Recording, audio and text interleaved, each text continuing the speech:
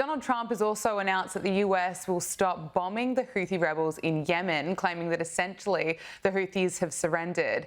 And the president says that they just don't want to fight anymore. We had some very good news last night. The Houthis have announced that they are not, or they've announced to us at least, that they don't want to fight anymore. They just don't want to fight. And we will honor that, and we will stop the bombings. And they have capitulated, but more importantly, we will take their word. They say they will not be blowing up ships anymore. And that's what the purpose of what we were doing. So that's just news. We just found out about that. So as part of this ceasefire agreement, the Houthis have agreed to stop targeting shipping in the Red Sea. This is a significant announcement, and the president, of course, deserves credit for this. Oh, yeah, absolutely. Look, the Houthis, I believe it was December, they kind of issued their own moratorium, so to speak, on bombing. But the Biden administration had also been bombing. So this was a continuation. Donald Trump's administration comes in March, and they resume this bombing campaign because we needed to get to the point where the Houthis are outright saying, at least according to Donald Trump, we're not interested in this anymore.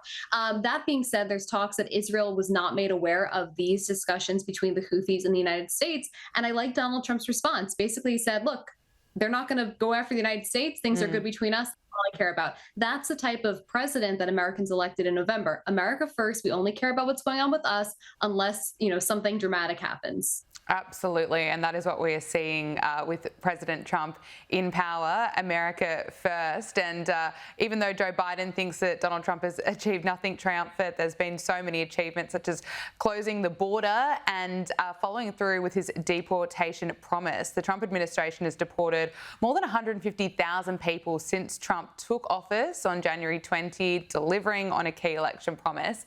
And the administration has also encouraged illegal immigrants to leave voluntarily. We know that many on the left, people, they want to see people who've come to America illegally stay in the country. So much so, they're making a song and dance about it and protesting. This is the latest video of lefties singing in protest outside Delaney Hall Detention Centre in New Jersey. Some are even holding up stop signs demanding the deportation stop.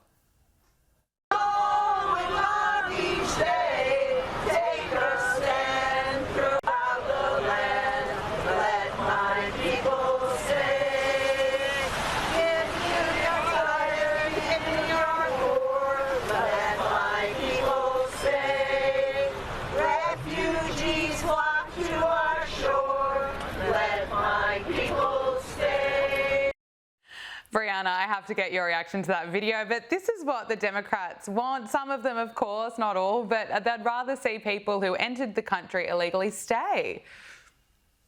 Yeah, I'm curious to know how many illegal migrants each of those individuals singing actually are housing in their homes, right? Because at the end of the day, most people say they want XYZ, but they live cushy lives. It was the same when we had seen, 50 migrants bus to Martha's Vineyard, which is this very rich enclave. And within 48 hours, all the migrants were gone because it turns out rich Democrats who say they don't care about, or, we love immigrants, all that stuff, don't actually want illegal migrants in their community. And what's really concerning is the song, the message they were saying, let my people stay. Your people are the American people. Your people are not foreigners who come into this country. Some are on the terrorist watch list. Some come and murder young women running, right? They're not your people. Your people are the American people, and you should care about their safety and your sovereignty. Yeah, absolutely. And Brianna, anti-Israel activists have once again taken over elite universities.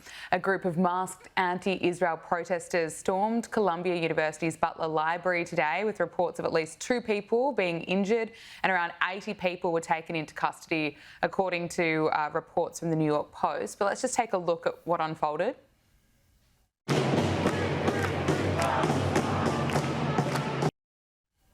Despite the threat of funding being pulled, this elite university is just failing to stamp out anti-Semitism.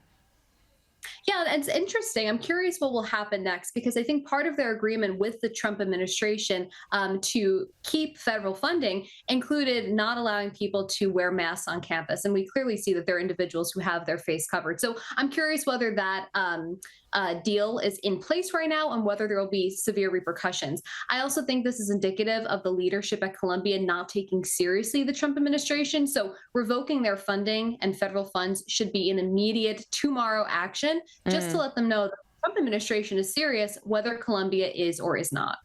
Brianna Lyman, elections correspondent at the Federalist, thank you so much for your time. Thanks for having me.